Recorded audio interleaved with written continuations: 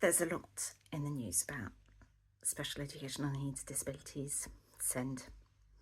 There's been a lot in the news about it for, it feels like the last year and a half, and it's been tough reading, tough listening.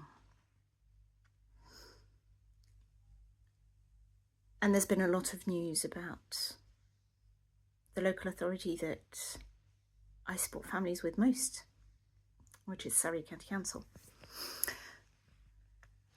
And I wanted to come here and have a little bit of a conversation. Initially a one-way conversation, but actually I'd really welcome dialogue where possible about how two things can be true and yet seem contradictory.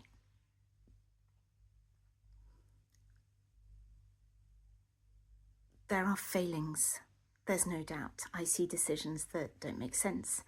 I find myself in a position where families have no alternative but to appeal and go to tribunal, to make formal complaints, to go to the local government ombudsman. And more often than not, overwhelmingly more often than not, the family is found to be in the right. And it's really difficult because these processes take a very, very, very long time.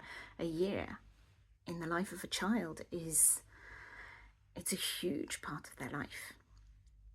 And it takes, at the moment, 14 months to get a hearing date when you lodge an appeal. So it's a pretty bleak picture. And we could talk about it lots of people do. And people have a small attention span, so we won't right now. At the same time,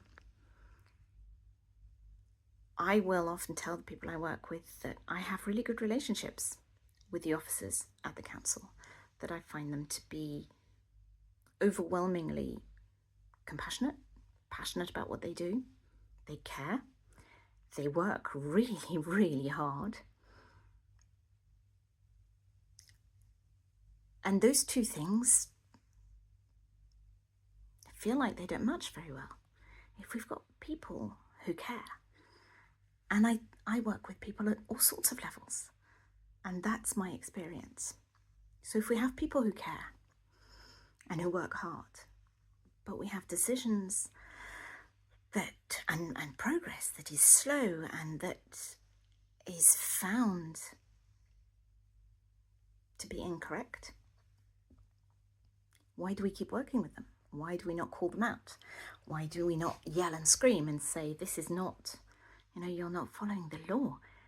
That's not all right. You have to change the way you work. It's a really, really good question. The first answer I give is this is the system that we have. There's the routes of redress are the formal complaints, local government ombudsman, SEND appeals, judicial review. All of those things are complicated. They slightly overlap and don't. There are some areas that feel left out of all of those systems, and they're very, very slow. A complaint process from start to government ombudsman decision is frequently well over a year. So this is the system that we have, and it's tremendously imperfect. Lots of reasons, one of which is undoubtedly resourcing, which comes from central government and trickles down. Again, hugely complicated issue. And my role, more than anything else, is to help a family who's already managing a really difficult situation to understand what's the next thing that we can do. And often the next thing that we can do is find the next little compromise. What's the next little step? If we need to try and go back to the local authority to ask for a reconsideration, to try and find a new little bit of evidence to prove, to show what we already know, to try again, to escalate a little bit, maybe sideways, and also to say, okay, well, what could we ask for that's less than we know is needed, but more than is currently in place?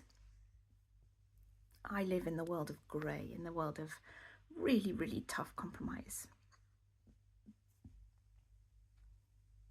So I do it. So my first answer is, this is the system we have, so we have to use it. There isn't an alternative. Not quite true.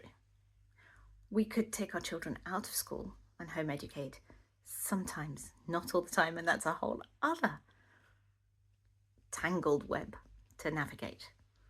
A lot of the time, most of the time, there isn't a choice. These are the people, this is the system that we have to work with.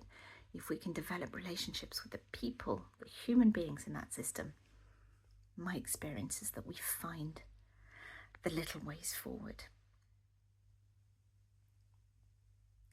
And that's my second point, is building relationships. Is that I find by building those relationships, by seeing the good in the people who work at local authorities, we can get round a table, metaphorical or otherwise, and realize and remember that actually all of us, all of the grown-ups around that table, systematically all have the same intent, is we want to do what's right for that little boy, that little girl, that young person. Sometimes we have different ideas about what that best would be, but if we talk, we actually start to understand and learn what's going on, understand what story everybody sees. Jill Phillips, of Whose Shoes, describes this beautifully. Imagine a beach ball in the middle of a round table with people sitting around it. Each person is going to tell you that ball is a different colour. And part of what we do when we sit around the table is we say, this is this colour. Oh no, it's blue. No, it's red. No, it's yellow. And by talking, we can recognise and realise that we're looking at the beach ball from another perspective. And we may all be right. We certainly all have a part of the picture. For me, that's what co-production is about. It's what collaboration is about. It's painfully slow for the families that I work with. And that's something that, while the human beings in the system understand this, the system loses sight of that. The system is governed by other things than the fate of those children and those families. And I hope one day that we will reconcile those things. And there are some amazing people doing phenomenal campaigning work that's desperately needed. We need to maintain the relationship with the human beings who are working there, who are going to work every day, who have overwhelming workloads, and in spite of really difficult conditions, keep turning up. They keep turning up to work, they keep taking those calls, they keep turning the page. So that, I think, is the key to what I wanted to share today.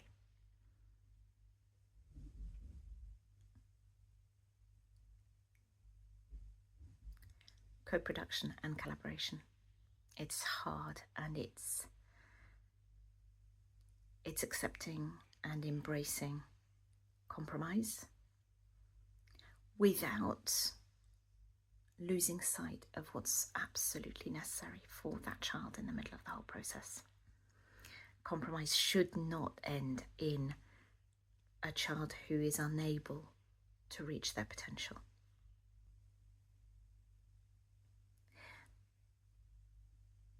The reality is that two contradicting things can be true at the same time. I find the SEND system brutal, painful, offensive at times actually. And I find all of the people that I have spoken to and worked with within that, who work in that system, to be compassionate, extraordinarily committed, hardworking, and caring. And so I choose hope over cynicism. I choose to work with those wonderful human beings in the hope that if we carry on working together, we will somehow, together with others, because it takes a lot, but we will somehow develop a system that is actually, we use the word person-centered, but actually at the moment the system is not. And we need to work towards that, don't we? Importantly, whatever we do, families need help knowing what to do tomorrow. Not next week, not next month, not next year, not when the next white paper comes out, not when the next government comes in. What can they do tomorrow to help their child? That's what it boils down to. And that's why I do the work I do in the way I do. Speak soon.